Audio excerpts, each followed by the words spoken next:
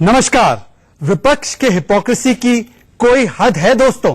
आज सवाल सिर्फ इतना है, पिछले कुछ दिनों से नागरिकता कानून पर धरने के नाम पर दंगे भड़काने का पुख्ता सबूत है पीएफआई के खिलाफ। पीएफआई वही पीएफआई जिसे प्रतिबंधित आतंकी गुट सिमी का अवतार बताया गया है एनआईए और केरल पुलिस के द्वारा। और इन सीएए के दंगों में पीएफआई का हाथ है, ये हम नहीं कह रहे, ये यूपी पुलिस और असम पुलिस वीडियो एविडेंस और गवाहों के दम पर कह रही है। और देश के गृह मंत्री अमित शाह ने भी इसकी पुष्टि कर दी है। इस चैनल पर और इस शो पर हमने भी सीसीटीवी फुटेज बताया है कि किस तरीके से बेंगलुरु में, कानपुर में सुनियोजित तरीके से, प्लान तरीके से दंगे भड़काने के लिए पत्थर, हथियार, तमाम चीजें इकट्ठी की गई। पर इसके बावजूद हैरान करने की बात यह है कि सीए पर हल्ला मचाने वाले कट्टरपंथी पीएफआई पर चुप है। क्यों चुप है? वोट बैंक पॉलिटिक्स की हवस में देश को सांप्रदायिकता की आग से सुलगाना उनको मंजूर है।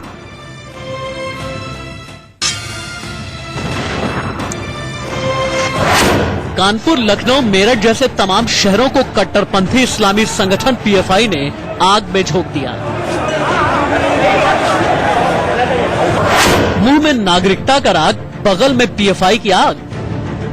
पुलिस का काम है किसी बुनियाद पर किया है तो वो जाने। जब कोर्ट में आएगा तब उनको पता चलेगा कि इनकी क्या चीज एक्टिविटी ऐसी है जो उसको आप बैन कर सकते हैं। देश चलाने वाले पीएफआई गैंग को मिला विपक्ष का साथ।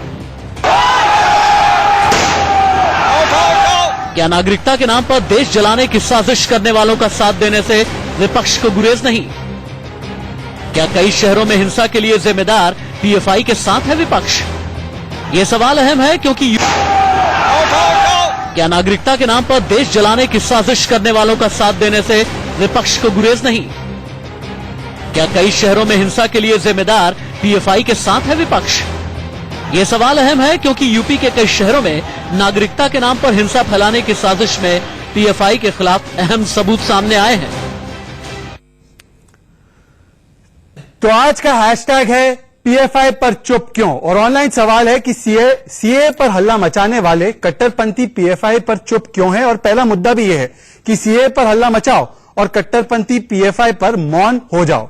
और मेरी राय क्या है? देखिए, प्रियंका वाड्रा बिना हेलमेट लगाए लखनऊ की सड़कों पर यूपी पुलिस के खिलाफ उनके तथाकथित जातियों के लिए उतर गई, ठीक है। मनीष सिसोदिया दिल्ली पुलिस पर बिना कोई सबूत के आरोप लगा रहे थे कि बस उन्होंने जलाई, वो भी ठीक है। ममता बनर्जी संसद के द्वारा पारित कानून को काका छेछे कह सकती है, वो भी ठीक है। ओवैसी साहब सुबह से लेकर शाम तक ट्वीट कर सकते हैं कि पुलिस ने हिंसा की। पर इन तमाम महानुभावों का ट्विटर हैंडल मैंने चेक किया, इनके बयान मैंने खंगाले, एक शब्द पीएफआई के द्वारा फैलाए गए हिंसा पर उन्होंने नहीं बोला। पीएफआई से इतनी ममता, पर नागरिकता कानून इनको नहीं जमता। अब मोदी विरोध में विपक्ष पीएफआई का समर्थक बन चुका है क्या? इसीलिए आज पीएफआई पर मौन है। और जो पाकिस्तान लगातार अल्पसंख्यकों के मानवाधिकारों से खिलवाड़ कर रहा है, जिसकी वजह से उन्हें शरण लेने के लिए भारत आना पड़ रहा है, उन पर भी चुप है। मुंह में नागरिकता का राग और बगल में पीएफआई और पाकिस्तान की आग। चलिए, मेरे मेहमान मुझसे इत्तेफाक रखते कि नहीं रखते, वो उन्हीं से पूछ लेते हैं। मेरे साथ इस वक्त आपको दिख रहा है स्क्रीन पर बीजेपी के राष्ट्रीय प्रवक्ता मनोज यादव जुड़ चुके हैं। मेरे साथ है अनिर्बान बैनर्जी, टीएमसी के समर्थक है। मेरे साथ है इस वक्त स्टूडियो में राजनीतिक विश्लेषक मेजर मोहम्मद अली शाह, और मेरे साथ जुड़ने वाले हैं वारिस पठान, ऑल इंडिया मुस्लिम इत्तेहादुल मुस्लिमीन से, एआईएमआईएम से, तो वो भी मेरे साथ जुड़ने वाले हैं। तो तमाम मेहमानों के साथ, और मेरे साथ सपा नेता यश भारती भी जुड़ चुके हैं इस वक्त। तो आइए शुरू करते हैं आज की बहस। पर पहला सवाल, अनिर्बान बैनर्जी, मुझे यह समझाइए कि ममता बनर्जी कहती है कि प्रधानमंत्री, देश के प्रधानमंत्री पाकिस्तान के ब्रांड एम्बेसडर है, पर पाकिस्तान के खिलाफ कुछ शब्द नहीं निकलता, कानून के खिलाफ, संसद के खिलाफ तो बहुत कुछ बोल देती हैं, पर अभी तक पीएफआई ने जो हिंसा की है उस पर वो कुछ नहीं कह रही है। अभी तक उनको काका छेछी नहीं कहा है। तो देखिए, जब से 2014 के बाद नरेंद्र मोदी जी ने डोर संभाला है, जब भी हम पॉलिटिकल कोई प्रॉब्लम में वो पढ़ते हैं, जैसे कि 2 करोड़ नौकरियां नहीं हुआ, 15 लाख नहीं मिला, काला धन वापस नहीं आया, वगैरह वगैरह, वो सटाक से ही पाकिस्तान को सामने ले आते हैं। आज 2014 से 2020 तक हमने उनके मुंह से पाकिस्तान और इमरान खान के नाम जितने टाइम सुने हैं, कोई और पॉलिटिशियन ने नहीं कहा।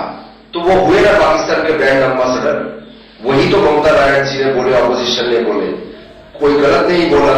आप देश के अंदरूनी जो मुद्दे हैं, लोगों को खाना नहीं मिल रहा है, गैस का दाम 1000 रुपया से ज्यादा हो गया, पेट्रोल 80 रुपया हो रहा है, प्याज इतना महंगा है, कुछ खरीदने लायक नहीं बच रहा है, जो इकोनॉमी है स्लो डाउन में चला गया, उसको लेकर आपको कोई स्टेटमेंट नहीं है। आप पाकिस्तान, इमरान खान, ये हिंदू मुसलमान यही करते हैं। और संगीत रागी कहाँ है? पाकिस्तान के ब्रांड एम्बेसडर आप ही हुए जी।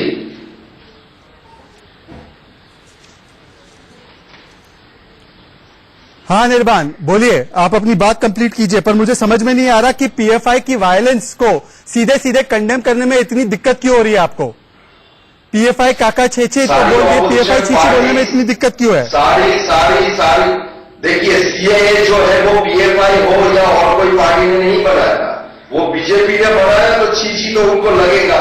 और पीएफआई सिर्फ नहीं, वायलेंस चाहे जो भी कर रहा हो उसको सबने कंडेम किया, ममता बनर्जी ने स्ट्रांगली कंडेम किया। और वेस्ट बंगाल में पहले 2 दिन जो वायलेंस हुआ था, उसको स्टेट पुलिस ने बहुत कड़े हाथों से नियंत्रण किया, बहुत सारे अरेस्ट हुए, एक भी लोग नहीं मरा। पर उत्तर प्रदेश में 20 से ज्यादा लोग मर गए, पुलिस के गोली से मर गए। तो वायलेंस कौन कर रहा है? मनोज यादव, पीएफआई जिसके सारे सबूत सामने आ चुके हैं, गृह मंत्री बोल चुके हैं, और जिस पीएफआई के बारे में लेफ्ट की सरकारों ने, वामपंथी सरकारों ने एक वक्त कहा था कि ये सिमी का ही अवतार है, 2012 में हलफनामा दिया था। आज लेफ्ट, कांग्रेस, टीएमसी, ये तमाम लोग पीएफआई को मानते हैं पर पुलिस को नहीं मानते। ये देश की दुर्दशा है, विपक्ष की दुर्दशा है। देखिए शहजादी, सबसे बड़ी देश की दुर्दशा ये है कि ये जो लोग सिलेक्टिव हो जाते हैं ना, जब इनका हित अड़ता है तो ये सिलेक्टिव हो जाते हैं। यही ममता बनर्जी है जो 2005 में लोकसभा में अब पेपर फेंकती थी कि भैया वहां पर अवैध घुसपैठिया आ गए, उनको बाहर निकालो। लेकिन यही ममता बनर्जी अब है मां, माटी और मानुष की राजनीति करने वाली। आज पूरे पश्चिम बंगाल को लहूलुहान कर दिया है माटी को वहां की। यही ममता बनर्जी है। उसके अब्दुल के टीएमसी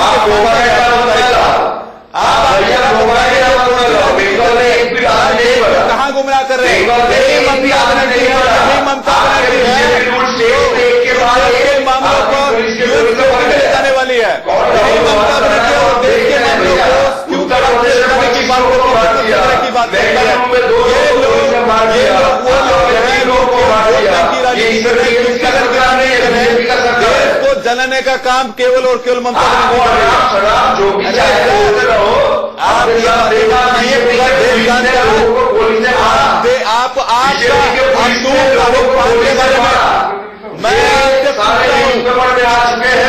इसको आप डिनाई नहीं कर सकते। ताहिर खान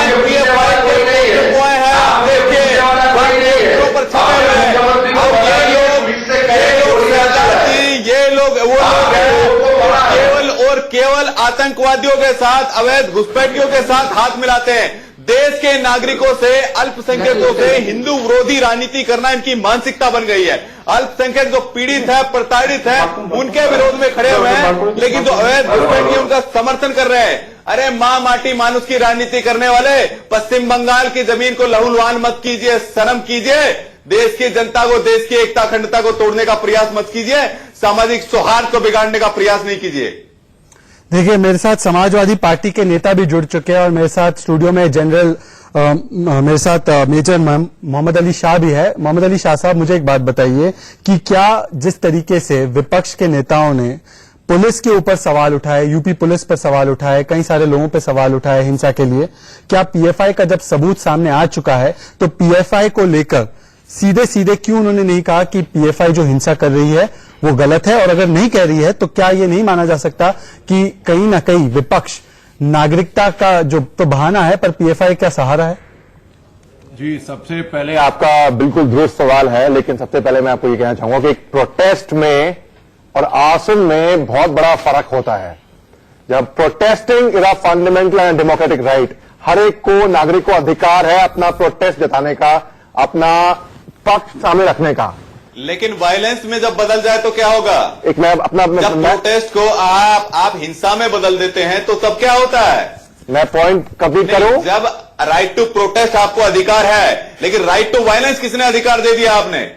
मैं अपना पॉइंट पुट अप करूं, आप सुनेंगे, आप थोड़ी जहमत करेंगे सुनने की, थोड़ी जहमत करेंगे आप। दिया है क्या पता मैं आपके ही साथ बोल रहा हूं, आप जहमत करेंगे समझने की, दिमाग लगाने की, या सिर्फ चिल्लाएंगे आप? जैसे ही वो प्रोटेस्ट आर्सन या वायलेंस में बदल जाती है, डिस्ट्रक्शन में बदल जाती है, it become the crime, it become the criminal activity, वो अनलॉफुल है। किसी को भी हक नहीं है कि कानून को अपने हाथ में ले, भलाई प्रोटेस्टर हो या भलाई पुलिस हो। यूपी में क्या हो रहा है? यूपी में पुलिस कानून को हाथ में ले रही है और जुल्म हो रहा है। एक सेकंड मेजर शाह, यही देखिए। एक सेकंड मनोज यादव, एक सेकंड मनोज यादव, एक सेकंड मनोज यादव। पीएफआई के बारे में मैं आपको बता दूं कुछ चीजें। पीएफआई के 25 लोग अरेस्ट हुए हैं कानपुर के वायलेंस के लिए, और इसके अलावा आपने देखा होगा मैंगलुरु में भी किस तरीके से पत्थर लाए जा रहे थे। ये लोग पत्थर फेंक रहे थे, इनके पास अवैध हथियार थे, गोलियां चला रहे थे पुलिस पर। पुलिस इस पे जवाबी कार्रवाई करे तो पुलिस की तो आपको गलतियां दिख जाती है, पर पीएफआई जो आतंकी संगठन है, जिसके बारे में लेफ्ट की सरकारों ने कहा था कि रेड में इनके पास अलकायदा का मटेरियल मिला था, उनकी तरफ आप इतने सॉफ्ट क्यों है? कांग्रेस पार्टी और उनकी पूरी मंडली इतनी सॉफ्ट क्यों है? क्या आप मुझे ये समझा सकते हैं मेजर शाह? बिल्कुल मैं आपको समझा सकता हूं। देखिए, जो भी मोदी विरोध में, जी हाँ, मोदी विरोध में, जी, जो भी पीएफआई है या जो भी हिंसा के पक्ष में है, हम उनकी निंदा करते हैं, हम उनके साथ सहमत नहीं है।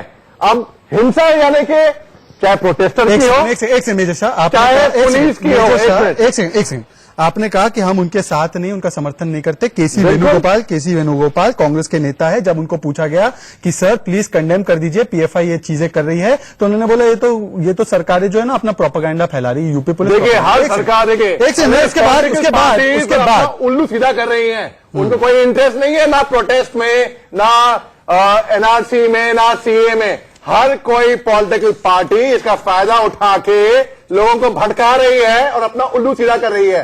तो मेरी गुजारिश ये है हमारे देश निवासियों से कि उनके भड़कावों में मत आइए।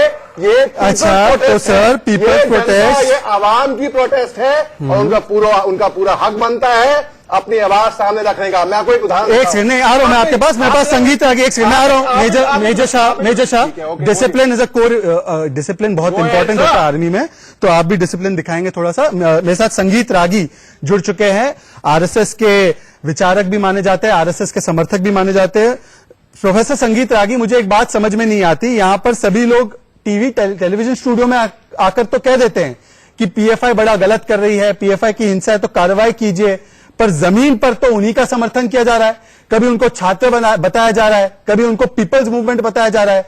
ये जो मुखौटा बांध के गोलियां चला रहे हैं, पुलिस के ऊपर डंडे बरसा रहे हैं, पुलिस पर गोलियां चला रहे हैं, पत्थर इकट्ठा कर रहे हैं बेंगलुरु में टेम्पो में, ये क्या पीपल्स मूवमेंट है? क्या धरना है या दंगा है?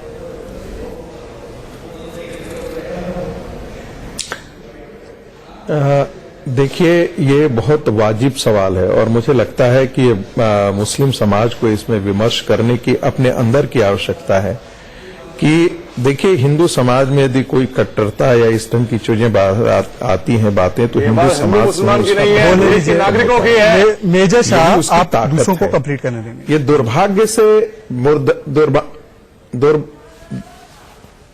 दुर्भाग्य से मुस्लिम समाज में ऐसा नहीं हुआ और इसका बहुत बड़ा कारण रहा कि कांग्रेस पार्टी ने जो रेडिकल मुस्लिम एलिमेंट्स थे उन पर वोटों के कारण हमेशा भरोसा रखा।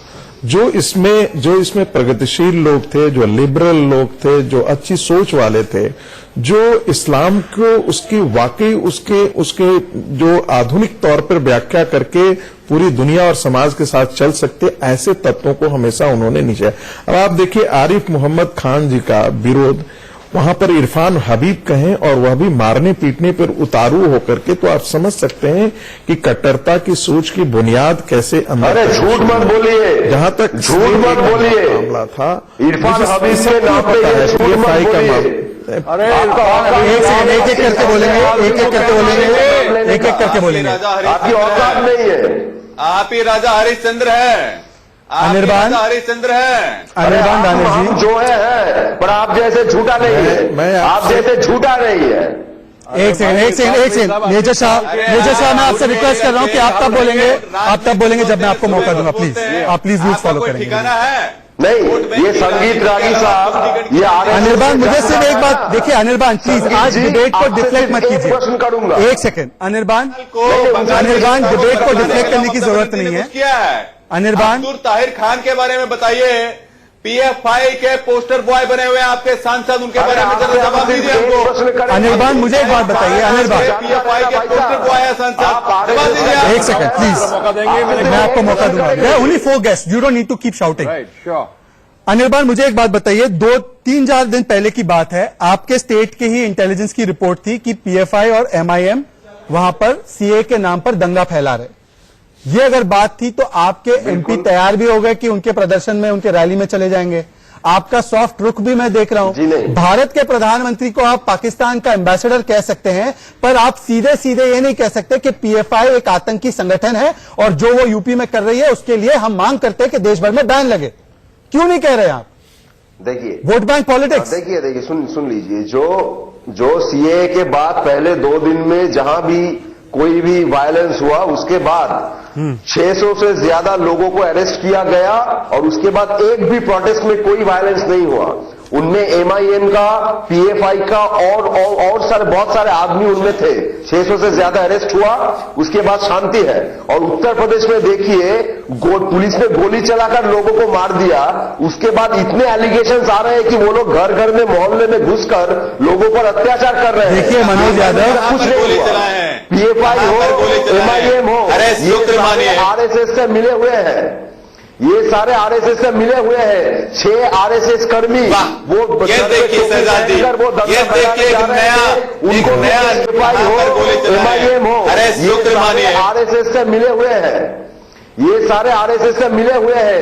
6 आरएसएस कर्मी वो ये देखिए शहजाद जी, ये देखिए एक नया झूठ मनोज यादव, ये नया झूठ देखिए, ये नया देखिए। माँ माटी मानुष की राजनीति करने वाले, माटी को लहूलुहान करने वाले हमसे बोल रहे हैं कि हमसे संबंध है। अरे आप बोल दीजिए टीवी चैनल के सामने, पीएफआई पर बैन लगाइए, सिम्बे पर बैन लगाइए, आप बोलिए जरा, बोलिए। अरे आप पोस्टर बॉय बने, आप ताहिर खान के पोस्टर बॉय बने हुए। आपने एक उनको सुनियोजित तरीके से पीएफआई की सारी गतिविधियों में बैकग्राउंड से आपने साथ दिया है। पीएफआई का समर्थन कर रहे हैं आप। विरोधी गतिविधियां जितनी भी है, विरोधी गतिविधियां उसका समर्थन करते हैं आप, समर्थन कर रहे हैं। यूनियन लिस्ट, स्टेट लिस्ट, बातें बता रहे हैं आप बैठ कुछ पढ़ाई तो करो। अरे आप पढ़िए, आप ममता बनर्जी का पढ़िए इतिहास, पढ़िए। माँ माटी मानुष की राजनीति करने वाली औरत और आज क्या कर रही है? अनिर्बान और मनोज यादव, अनिर्बान मनोज यादव, आपका सारा संविधान पढ़ रखा है। आप वही लोग हैं बोलते हैं सिटीजन नागरिकता का लागू नहीं करेंगे।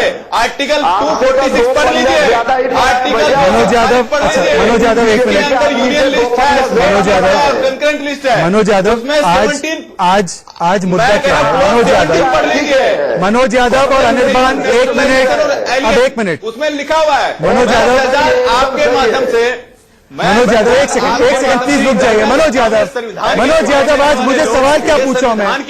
मनोज यादव एक मिनट, मेरा सवाल आज का बहुत स्पष्ट है, बहुत सटीक है और स्पष्ट है। मेरे साथ राजनीतिक विश्लेषक यश भारती भी जुड़ चुके हैं।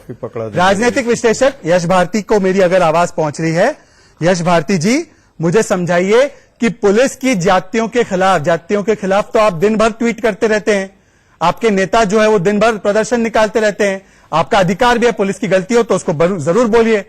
पर पीएफआई का जब सबूत सामने आता है, उस पीएफआई का जिसको आतंकी संगठन माना जाता है, उसके खिलाफ इतने सारे सबूत है, तो उस पीएफआई पर बैन लगे, ये मांग आप लोगों की तरफ से, विपक्ष की तरफ से क्यों नहीं आती? पीएफआई के लिए क्यों है ममता और नागरिकता कानून नहीं है जमता? ऐसा क्यों है? आप सूंघ जाता है इनकी जबान को। पार्टी की तरफ से बात नहीं कर रहा हूं, मैं सारी पार्टियों की तरफ की आपकी बात रखने की कोशिश कर रहा हूं। कि देखिए विषय कोई भी आता है, जब देश की सुरक्षा की बात आएगी तो सारे लोगों को एक साथ खड़े होने की बात है। और मैंने किसी भी राजनीतिक पार्टी को ये कहते हुए नहीं सुना कि देश की अगर सुरक्षा की बात आती है तो हम उसके साथ नहीं खड़े हुए हैं। अब सवाल ये होता है कि जिस राज्य में जो सरकारें हैं, केंद्र में जो सरकार है, ये उसकी जिम्मेदारी है कि किसी भी तरीके की कोई गतिविधि अगर आती है तो उसकी सही तरीके से जांच हो, न्यायालय में सही तरीके से साक्ष्य प्रस्तुत किए जाएं और उन लोगों को सजा हो, ताकि एक उदाहरण पेश हो सके किसी और तरीके की गतिविधि में जो लोग सम्मिलित हैं। और इस तरीके तो यश भारती और जनरल शाह, मुझे एक बात बताइए कि मेजर शाह, सॉरी, आजकल क्या है कि डिबेट्स में मेरे साथ जनरल्स बैठते हैं बहुत सारे सीडीएस की डिबेट्स में, पर बहरहाल मेरे आपसे सिर्फ इतना सवाल है कि जब पुलिस की बात आती है तो आरोप तुरंत लग जाते हैं कि पुलिस ने ये कर दिया, पुलिस ने वो कर दिया, बिना कोई सबूत के। और जब पीएफआई की बात आती है, सीसीटीवी फुटेज दिखाया जाता है, तो क्या बात आती है कि कोर्ट में इसको साबित होने दीजिए। तो ये एक तरीके से पीएफआई पर सॉफ्ट होना नहीं हुआ। और आपने खुद वर्दी पहनी है ना एक समय पर, तो आप मुझे बताइए कि मैं पुलिस का भरोसा करूं या पीएफआई का भरोसा करूं। विपक्ष को पीएफआई पर भरोसा है, पुलिस पर नहीं है। मैं आपको एक एग्जांपल देता हूं, ठीक है? मेरे को प्लीज कोई भी बीच में ना रोके। मैं सर, आप ही टोकने का काम कर रहे हो, आपको कोई नहीं टोक रहा। आप स्टूडियो में मैं हिंदुस्तानी एक गर्व महसूस करता हूं, हिंदुस्तानी हूं मैं, ठीक है? आप ये सुनिए, हमने किसी को अपॉइंट किया कि आप देश की रक्षा करेंगे। अच्छा, भूल जाओ देश के बारे में अभी। हमने अपने कॉलोनी में एक चौकीदार को अपॉइंट किया। कुछ साल के बाद वो चौकीदार आके बोलता है, आप साबित ये करो कि आप इस फ्लैट के मालिक हो, आप ये बताओ कि आपने ही मेरे को यहां पे अपॉइंट किया है। अब ये बतलाइए, जब वोट मांगे जा रहे थे उस टाइम पे तो किसी ने नहीं कहा कि हमने आपके लिए वोट किया। उसके बाद कहते हो आप यहाँ के नागरिक नहीं हो सकते। ये किसने कह दिया आपसे? जो एक सेकंड नागरिकता कानून में कहा लिखा है कि जनरल, मुझे एक बात बताइए, नागरिकता कानून में कहा लिखा है कि आपकी नागरिकता ये बात क्यों नहीं किया? ये भ्रम मत फैलाइए। सरकार ये बात क्यों नहीं किया? अधिकार छीना नहीं जा रहा है। क्या डॉक्यूमेंट एक एक करके डर का माहौल हो रहा है। एक मिनट, आपने मैंने आपको मौका दिया है, पर आप एक सेकंड मेरा सवाल समझ लीजिए। जनरल एक सेकंड, मनोज यादव, मुझे संगीत रागी के पास एक बार जाने दीजिए। और एक सेकंड प्लीज, मनोज यादव कर रहे हैं देश की जनता सर, को। प्लीज मेरे साथ आप थोड़ा कोऑपरेट कीजिए। मेरे पास 5-6 मेहमान हैं, प्लीज कोऑपरेट कीजिए। मैं आपके पास बार बार आता रहूंगा। संगीत रागी, बात पूरी कंप्लीट हो जाने दीजिए। जी, संगीत रागी, मुझे एक बात बताइए कि यहाँ पे सवाल एनआरसी का तो है ही नहीं। पहले तो हम सीए डिबेट कर रहे हैं, सीए पर किसी की नागरिकता लेने की बात नहीं है। फिर भी जब मैं बार बार यहां पर मेजर शाह से पूछ रहा हूं, विपक्ष से पूछ रहा हूं कि पीएफआई को एक बार तो कंडेम कर लीजिए, इफ बट हटाए बिना, तो वो कर नहीं पा रहे। क्यों पड़ेगा उसको कंडेम किया जाएगा? जो भी वायलेंस में पड़ेगा, पर आप पीएफआई के खिलाफ ट्वीट क्यों नहीं कर पाते? संगीत रागी, मुझे बताइए, मुस्लिम वोट बैंक की पॉलिटिक्स है क्या? अरे हिंदू मुस्लिम की बात नहीं है, ये देश के ठीक है। संगीत रागी, बात है। संगीत रागी, पॉलिटिक्स करते हैं आप। देखिए की चिंता कर रहे हैं। देखिए, आप पार्टी के प्लीज संगीत रागी को बोलिए। जो है वो 2010, 2012, 2015, जी 2010 में एक केरला के प्रोफेसर के हाथ काट जाने के बाद मामला तूल पे आया। 2012 में केरला की पुलिस, उसमें बीजेपी की सरकार वहां पर नहीं है, कम्युनिस्ट की सरकार ने 2012 में कंप्लीट रिपोर्ट दिया कि उनको कैसे कैसे जुड़े हैं। आपने इसका बार बार जिक्र किया है। सवाल यह है कि यदि उसके बारे में सरकार के पास तथ्य आता है तो उसके बारे में विपक्षी पार्टियां जो हैं, जो उन पर वोट ले रही हैं, वो क्यों नहीं बाहर आकर के कहती हैं कि पीएफआई देश के साथ गलत काम कर रहा है? हम ऐसे तत्वों के साथ नहीं। आप जो है उनके खिलाफ भी महाराष्ट्र पुलिस ने रिपोर्ट दिया। एक सेकंड, नहीं रह पाऊंगा। मेरे साथ वारिस पठान भी जुड़ चुके हैं। अनिर्बान, आपको क्या वर्बल डायरिया हो गया है क्या? मैं तो फैक्ट से बात करूंगा भैया। आपको वर्बल डायरिया है क्या? You are behaving in the most uncivilised manner. Waris Pathan मेरे साथ जुड़ चुके हैं, राष्ट्रीय प्रवक्ता है एमआईएम के। वारिस पठान, सवाल सिर्फ इतना है कि पीएफआई पर चुप क्यों है? अब तो सबूत आ चुका है, गृह मंत्री ने कह दिया है। पुलिस पर तो आप लगातार इल्जाम लगाते हैं, और अगर पुलिस की गलती है तो उसको उठाना ठीक बात है, पर जो हिंसा में पीएफआई का सीधा सीधा हाथ दिख रहा है, तो पीएफआई पर बैन की मांग आप क्यों नहीं कर रहे? उनके खिलाफ आप विरोध प्रदर्शन क्यों नहीं कर रहे? देखिए शहजाद भाई, हमने तो हमेशा उससे कहा है कि जो भी वायलेंस में इंडल्ज होता है, आर्सन करता है, उसके खिलाफ कार्रवाई होना चाहिए, बैंड होना चाहिए, फिर वो चाहे आरएसएस हो चाहे पीएफआई हो। सर ये चाहे आरएसएस, अच्छा एक बात बताइए, आरएसएस का कोई सबूत मिला है इस पूरे घटनाक्रम में? हुआ है और आप ये बोलोगे कि ये कौन सी हिंसा में शामिल है के बारे में भी अभी सबूत के इन्वेस्टिगेशन वारिस पठान, इन्वेस्टिगेशन में सबूत मिल जाए ये तो आप इनके खिलाफ एक बमरोड़ू पाकिस्तान वारिस पठान, एक सेकंड में रहने वाले वारिस पठान से बात कर सकता हूं? मुसलमानों के करिए। वारिस आज पठान, मुझे पता चला है वारिस पठान, मेरी बात सुनिए, हम लोग यूपी की बात कर रहे हैं, यूपी की रिपोर्ट आई है, वीडियो एविडेंस है, डॉक्यूमेंट्री एविडेंस है, गवाह है, ठीक है। आरएसएस का अगर आपके पास सबूत हो तो उसको हम अलग से चर्चा कर लेंगे। मैं आपसे सीधा सीधा पूछ रहा हूं कि जब बात हो रही है यूपी की, सीधा सीधा हाथ और कनेक्शन दिख रहा है, मंगलुरु की वीडियोस आपको दिखाई है किस तरीके से पत्थर इकट्ठा किए जा रहे थे, आप सीधे बिना शर्त बिना इफ बट के क्यों नहीं कह रहे कि पीएफआई ऐसा संगठन है जो वायलेंस कर रहा है और उस पर प्रतिबंध लगना चाहिए? आप सीधे क्यों नहीं कह रहे? एक ट्वीट भी नहीं है असदुद्दीन ओवैसी जी का। देश की सुरक्षा के लिए खतरा है ना, आप क्यों नहीं मांग करते? शहजाद भाई, मैं साफ तरीके से बोल रहा हूं, मैं साफ से बोल रहा हूं शहजाद भाई, जो भी वायलेंस में इंडल्ज करता है उसको खिलाफ कार्रवाई होनी चाहिए। मगर न्यूज तो कुछ और ही बता रहा है। यूपी पुलिस की अगर आप बात कर रहे हो तो आप देखिए यूपी पुलिस की दरिंदगी, एक मदरसा में घुस के 80 साल के एक बूढ़े बुजुर्ग शिया इस्लामिक स्कॉलर को मारा। वहां पर बच्चे जो ऑर्फनेज में पढ़ते थे उनको निकाल के सोडोमाइज किया गया। स्टेटमेंट से बिहार के अंदर पुलिस ने और आरएसएस के गुंड्स ने ये दरिंदगी की। आज मैं आपको एक वीडियो दिखाना चाहता हूं, यूपी पुलिस ने ये वीडियो जारी किया है, उसका मर्डर कर दिया। मीरठ में किस तरीके से पीएफआई के एक्टिविस्ट आग लगाकर 30 पुलिस वाले को मारना चाह रहे थे। अब मुझे एक बात बताइए कि ऐसी आगजनी करने की कोशिश की जाती है, जान लेने की कोशिश की जाती है, उसका वीडियो एविडेंस आता है। ये देखिए, आपको स्क्रीन पर दिख रहा है वारिस पठान, ये पुलिस को जलाने की कोशिश करते हैं ये पीएफआई के लोग, फिर भी आप बिना सबूत के पुलिस को तो दोष दे सकते हो, पर ये सबूत होने के बावजूद पीएफआई के लिए एक शब्द नहीं निकल रहा। संगीत रागी शहजाद जी, ये लोग सेना अध्यक्ष पर सवाल उठाएंगे, सबूत है, ये लोग सेना अध्यक्ष पर सवाल उठाएंगे, ये लोग पुलिस पर सवाल उठाएंगे, लेकिन जो अवैध बैठिए है, इच्छा फैला रहे हैं, उनके खिलाफ कोई नेतृत्व जो है वो मदरसे से इनकी सिलेक्टिव पॉलिटिक्स है। केवल और केवल सिलेक्टिव पॉलिटिक्स करना जानते हैं कि तभी बिलों से बाहर निकलते हैं। कांग्रेस पार्टी विरोधी गतिविधियां होती तो बिलों से बाहर निकलते हैं। एक सेकेंड, मुझे इसलिए ये मूलतः जो है वो वारिस पठान जी, आप जो देश में फैला रहे हैं भ्रम ना, वो ज्यादा दिन चलने वाला नहीं है। पूरा देश जानता है ओवैसी जी जो खेल खेल रहे हैं। देखिए सवाल यही है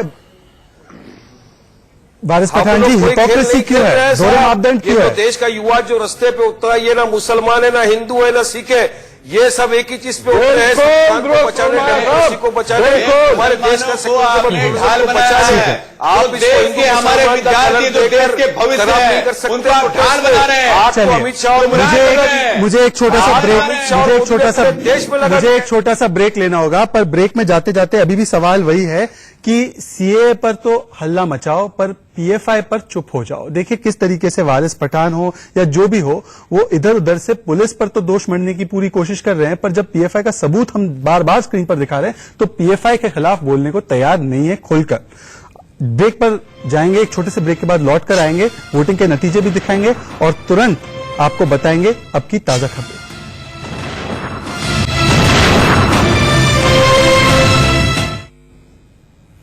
तो सवाल यही है देश के सबसे लोकतांत्रिक शो में कि सीए पर जो हल्ला मचाने वाले हैं वो पीएफआई पर चुप क्यों है, और अभी भी ये सवाल बाकी है।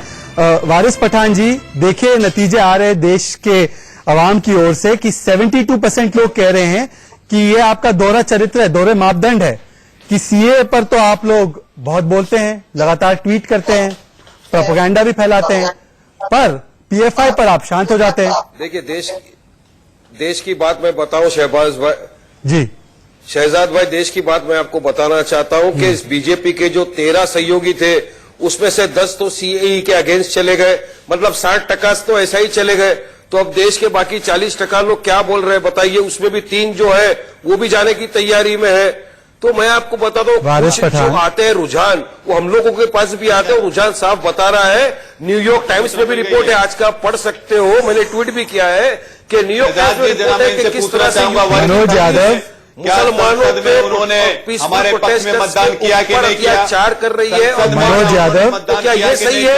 मनोज यादव भाई की बात गलत है तो यूपी की पुलिस की बात भी गलत ही है ना साहब। कैसे कह सकते हैं कि हमारा उनके साथ गठबंधन टूट गया एनडीए के साथ में? मनोज यादव, सवाल यह है कि किसी ने रोका नहीं है सीए के खिलाफ प्रदर्शन तेरह करने। में से 11 तो करें। एक सेकंड मनोज यादव, सवाल ये नहीं है जो वारिस पठान आपको बताना चाह रहे हैं, देश की जनता को गुमराह करना चाह रहे हैं। सवाल यह है कि सीए पर विरोध करना है, करिए। संसद से पारित कानून पर विरोध करना है, करिए। सुप्रीम कोर्ट ने इस पर स्टे नहीं लगाया, फिर भी विरोध करना है, करिए। पर जब हिंसा की जा रही है पीएफआई के द्वारा, उसका सबूत है, तो जिस स्पष्टता से वारिस पठान पुलिस के बारे में बोलते, उस स्पष्टता से वारिस पठान और ओवैसी साहब पीएफआई पर क्यों नहीं बोलते? सवाल यह है। जी मैं यही आपसे मैं दोनों के बारे में बोल रहा हूँ। पहले मैं तो हर वायलेंट मुझे ट्वीट नहीं दिखा ना ओवैसी साहब का। ये सिलेक्टिव पॉलिटिक्स करते हैं। जो भी वायलेंस का कहा मनोज यादव का आपने कहा विरोध किया? आएगा। कौन सा ट्वीट आया ओवैसी जी का? मैं तो बैठ के बोल रहा हूं ना, राष्ट्रीय आपने कहा कब कहा कि जाकिर नाइक के बारे में कब आपका ट्वीट आया? सिम्मी के बारे में कब ट्वीट आया? आपने हिंसा करने वाले जो लोग पत्थरबाजी कर रहे थे, पेट्रोल पंप था जिनके पास में पिस्तौल थी, जो पत्थरबाजी मोदी और अमित शाह ने आरएसएस के बारे में कब ट्वीट किया? जो पुलिस के ऊपर योगी के गुंड के बारे में कब ट्वीट किया? की कार्रवाई कर रहे थे, कब आपने ट्वीट किया?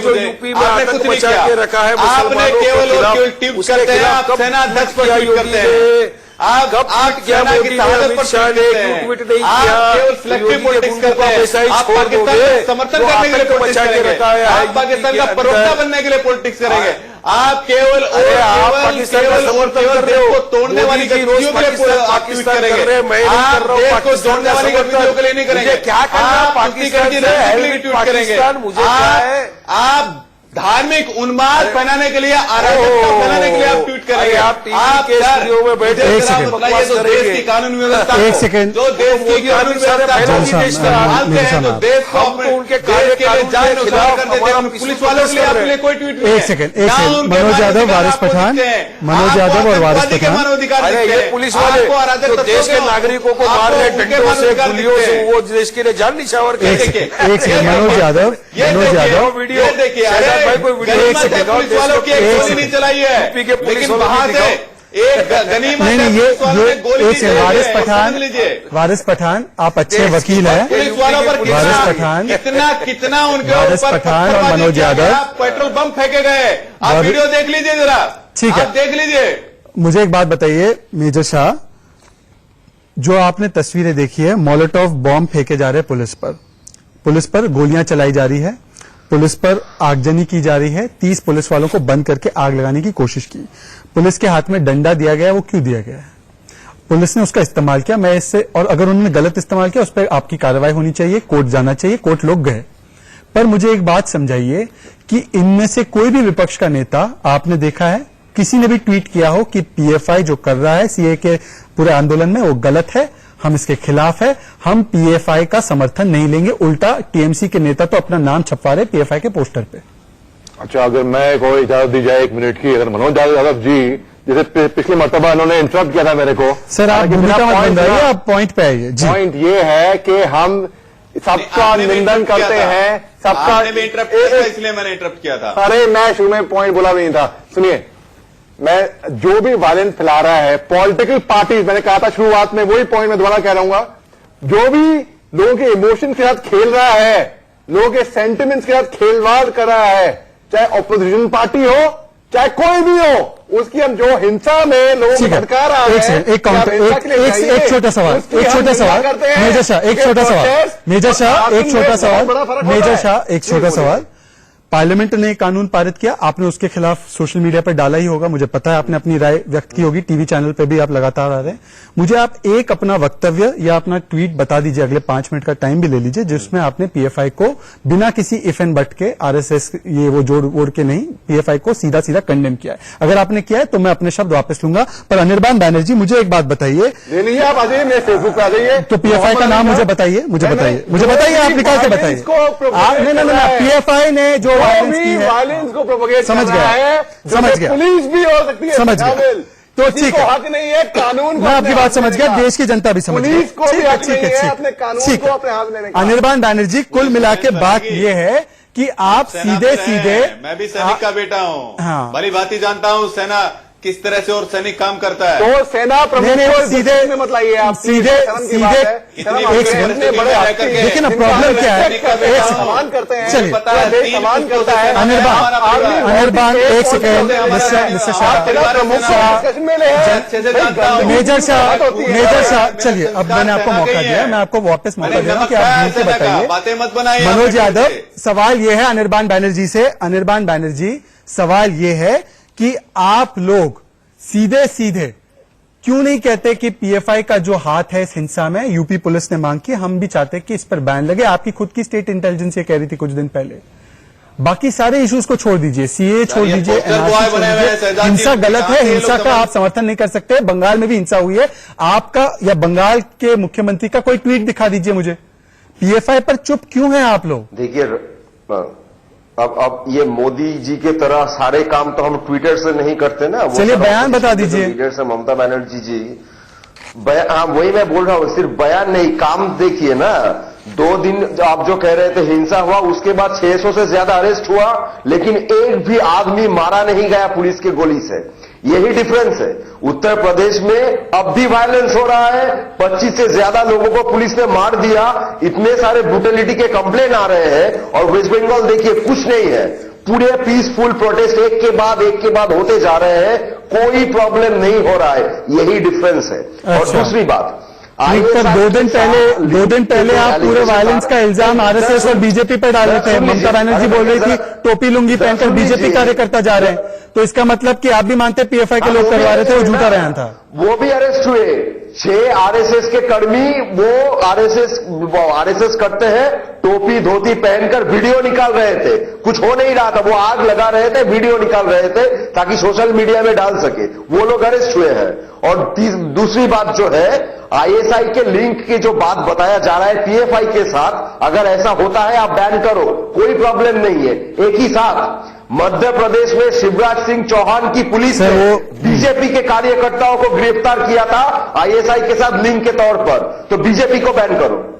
चलिए, तो फिर उस लिहाज से आप मुझे एक बात बताइए, आप कह रहे हैं वो तो अरेस्ट जो हुआ था वो शिवराज सिंह चौहान की सरकार में ही हुआ था ना, किसी ने कोताही तो नहीं बरती थी। तो वही बात मैं जब कह रहा हूं कि पीएफआई का जब सबूत आ रहा है कि वो लोग हिंसा कर रहे हैं, वो आतंक फैला रहे हैं, पर उनके ऊपर बैन की मांग नहीं कर रहे, बीजेपी पे बैन की मांग कर रहे। वारिस पठान, नहीं, सबूत था इसलिए अरेस्ट किया था, मैं तो बोल रहा हूं। वारिस पठान, सबूत है, पीएफआई को बैन करो, सबूत था, बीजेपी को बैन करो। वारिस पठान, हिपोक्रेसी की एक और आप बताओ प्रॉब्लम क्या है? मत कीजिए, पीएफआई बैन भी होगी, पीएफआई के साथ कितने लोग ऐसे कितने, कोई भी पॉलिटिकल पार्टी का आदमी हो, चाहे वो टीएमसी का मैं वारिस पठान कार्रवाई होगी, चिंता मत कीजिए। चलिए वारिस पठान, चिंता मत कीजिए आप। वारिस पठान ऐसा ही होता है, पकड़े गए। वारिस पठान, मुझे एक बात बताइए, नहीं तो पकड़े जाओगे। वारिस पठान, मुझे एक बात बताइए, अभी तक तो आपका ये सवाल था। मनोज यादव प्लीज, मनोज यादव, वारिस पठान से पीएफआई का विरोध नहीं कर रहे हैं। मनोज यादव, मैं वारिस पठान से भी सवाल लेना चाहता हूं। Thank you. वारिस पठान, अभी तक तो ये आरोप था कि सिर्फ बीजेपी के राज्यों में हिंसा हो रही है। चलिए मान लिया अनिर्बान बैनर्जी ने कि बंगाल में भी हिंसा हो रही है, वो बीजेपी राज्य तो नहीं है, पर सवाल यह है कि हिपोक्रेसी एक और है। अब हिपोक्रेसी यह है कि अमित शाह कह रहे हैं, अभी उन्होंने जोधपुर में कहा है कि जो मुस्लिम और दलित की बात कर रहे हैं बार बार लगातार, तो दलित को सबसे ज्यादा फायदा होगा इस सीए के अमेंडमेंट का, वहां से जो प्रताड़ित दलित हिंदू है वही आएंगे, तो इसमें आपको क्या आपत्ति है? वारिस पठान, मुझे समझाइए कि बंगाली हिंदुओं को शरण मिलेगी या अगर वहां के दलित हिंदुओं को मिलेगी, तो आपको क्या हो रही है शहजाद भाई कि जब अमित शाह देश के होम मिनिस्टर है और मोदी जी देश के प्रधानमंत्री है, हिपोक्रेसी ये है कि दोनों भी मिलकर एक भी ट्वीट नहीं करते जो 28 मासूम बेगुनाह प्रोटेस्टरों की जान चले गई उस पर। ये हिपोक्रेसी है या नहीं है? अमित शाह ने ये देखा कि कितने लोगों आज वहां पर बैठे हैं जो शाहीन बाग में 18 दिन से, औरतें बच्चियां ठंड के अंदर, उनकी क्या हालत है? उनके बारे में भ्रम फैलाया है ना, आपने भ्रम फैलाया है। हिपोक्रेसी ये है कि देश के अंदर जो अनएम्प्लॉयमेंट बढ़ रहा है उसके बारे में नहीं बोलेंगे, हिपोक्रेसी ये है सर, एक कि काम देश का करिए जो ना। जीडीपी ग्रोथ है 4.4 के नीचे चला गया, उसके बारे में नहीं बोलेंगे। एक सेकंड सर, वारिस जी। हिपोक्रेसी ये है शहजाद भाई, सुनिए वारिस भाई, आगे बहुत सारी हिपोक्रेसी है। ठीक है वारिस जब भाई, बोलते मुझे हैं एक बात कि समझाइए। देश के मुसलमानों को नुकसान नहीं होगा, मैं पूछना चाहता हूँ कैसा नहीं होगा? अच्छा, हाँ। मुझे एक बात बताइए वारिस भाई, क्योंकि आप एक वकील है, मैं तो आपको ये एक example सेकंड देता हूं, सर थोड़ी सहिष्णुता मेरी तरफ बता दीजिए। मैं आपसे एक ही आप ही से सवाल पूछ रहा हूं। ये मेरे पास है कांग्रेस लीडर अशोक गहलोत, इन्होंने पत्र लिखा था चिदम्बरम जी को और आपकी सरकार, आपने समर्थन भी दिया था यूपीए को पूरा। उन्होंने कहा था कि पाकिस्तानी हिंदू और सिखों को नागरिकता दी जानी चाहिए, उसमें ज्यादातर जो लोग आएंगे वो दलित समुदाय से। ये अशोक गहलोत का पत्र, और ये कांग्रेस ने 2005 से 7 जब आप समर्थन दे रहे थे तो उन्होंने सिर्फ पाकिस्तानी हिंदुओं को नागरिकता मिले ऐसा संशोधन सीएए में लाया था, और वो 2005 से लेकर 2007 तक गुजरात और राजस्थान के लिए था। तब आपको क्यों नहीं लगा कि भारतीय मुसलमानों का जो अधिकार है वो छिन रहा है? तब शाहीन बाग में आपने भीड़ इकट्ठा क्यों नहीं की? देखिए शहजाद भाई, सबसे पहले तो मैं अशोक गहलोत या कांग्रेस का प्रवक्ता नहीं हूं, मगर फिर भी मैं आपको बताना चाहता हूं कि 2010 में भी एनपीआर हुआ था, आपको भी मालूम है। पायलट भी हुआ था 2003 से 2009 तक, मगर उसमें और आज में फर्क कितना है आप ये तो देखिए पहले। तो उनके उस वक्त में और इस वक्त में आप फर्क देखिए। उस वक्त आपका मेरा मोबाइल नंबर नहीं चाहिए था, आपके मेरे माँ बाप कहां पैदा हुए थे वो नहीं चाहिए था, डेमोग्राफी और बायोमेट्रिक रीत से ज्वाइन करके ये नहीं करने वाले थे। जो चीजें ऑप्शनल है आप उसको भी मतलब शंका है, ये डर फैलाने की बात हुई ना सर। और एक एग्जाम्पल है सर, उनका एनपीआर सेक्युलर, इनका एनपीआर कॉम्युनल, उनका सीए सेक्युलर, आज बांग्लादेश मोदी का सीए कॉम्युनल। जो आसाम में आए, शहजाद जी इनसे जरा मैं पूछिए। आपको बता रहा हूं, मैं तो दोनों को बोलता हूं, two side of the same coin है। शहजाद जी जरा बांग्लादेश के जो हिंदू 10 साल पहले क्या व्हाट्सएप चला सकते थे? 5,40,000 10 साल पहले क्या फेसबुक चलाते थे? 10 साल पहले क्या ट्विटर चलाते थे? 5 लाख अरे डिजिटल युग है, गायब है। डिजिटलाइजेशन हो रहा है, 40,000 हिंदुओं के तकनीक जो बढ़ नाम गई गायब है है, उनको तो तो आप नई नई चीजें आ रही तो आप मैं- 5 लाख मुसलमानों के नाम ये डिबेट जारी रहेगी। हमें एक छोटा सा ब्रेक लेना होगा। पर ब्रेक से पहले मैं आपको सुनाना चाहता हूं कि देश की जनता क्या सोच रही है, किस तरीके से पीएफआई की हिंसा पर जनता अपनी राय दे रही है। शेयर चैट की जनता आपसे कुछ कहना चाह रही है। वारिस पठान, सुन लीजिए उनकी बात को भी, क्या कह रही है देश की युवा जनता।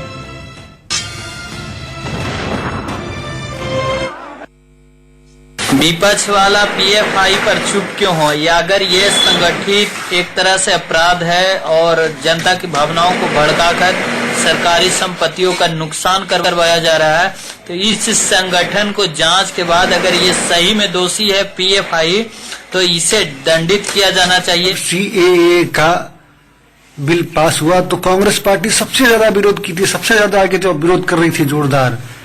और जब जिन लोगों ने दंगा किया था, अब उन लोगों का नाम सामने आया पीएफआई का, तो कांग्रेस पार्टी चुप क्यों है, क्यों नहीं बोल रही है?